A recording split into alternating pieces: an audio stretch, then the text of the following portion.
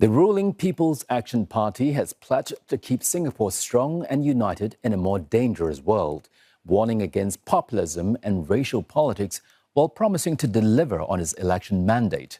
As party chief, Prime Minister Lawrence Wong set out the priorities for this term of government to enable Singaporeans to look to the future with confidence.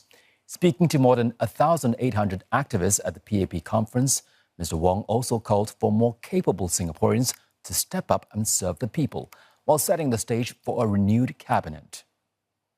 There is much for us to do. We have a full agenda ahead of us. Let us hunker down, get the work done, get it done well.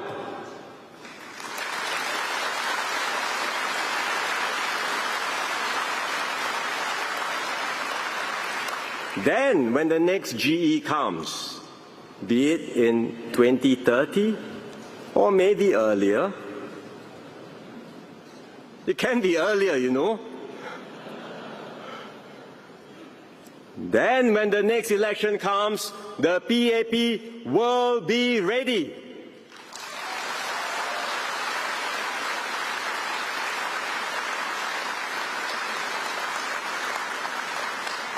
We will be ready to face Singaporeans with confidence and with conviction.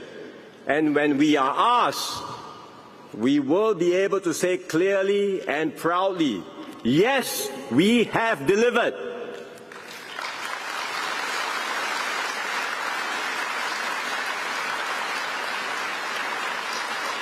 And importantly, yes, we will continue to deliver. We will always give our best for Singapore and Singaporeans. Prime Minister Lawrence Wong says the PAP will continue to speak up when political lines are crossed in order to keep politics in Singapore clean, honest and constructive, even if it comes at political costs to the ruling party. He pointed to other countries where societies become divided by political parties taking harmful actions for votes and said that cannot be allowed to happen in Singapore. Nicolas Ng with more.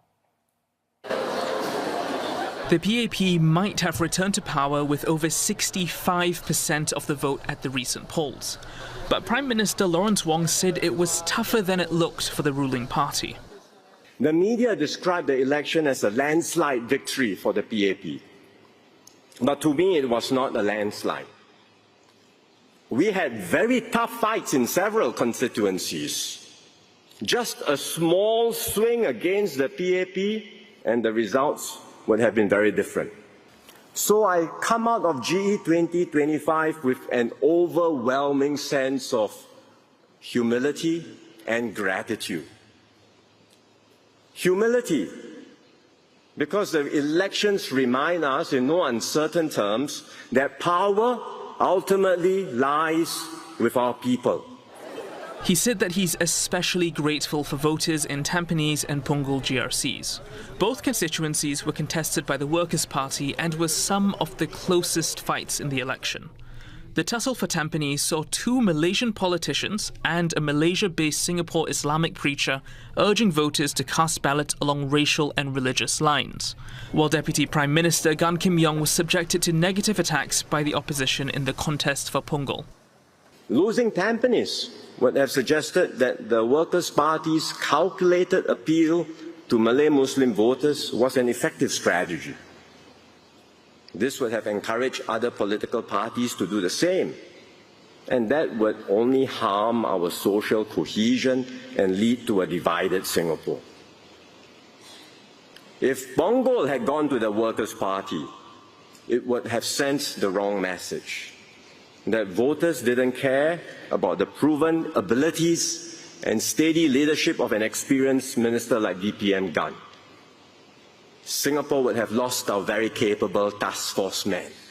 Mr. Wong said PAP's victories instead tell the world that Singaporeans don't take chances with their future or get swayed by populist or racially charged appeals. He highlighted societies abroad that have been divided by political parties distorting facts, exploiting racial and religious lines, as well as adopting populist stances for votes. We cannot allow this to happen in Singapore. So each time we see something that crosses the line, we call it out. and we hold ourselves and others to the same standard. Some say that the PAP is nitpicking. We are finding fault. We should be more relaxed and just leave things be. But if we keep quiet each time, then the boundary is pushed back a little, and you can be sure our politics will gradually take a turn for the worse. He added that his party bears political cost when calling out what he describes as bad behaviour, but he believes that keeping quiet would incur a greater cost to Singapore's future. That's why we stand firm as a party.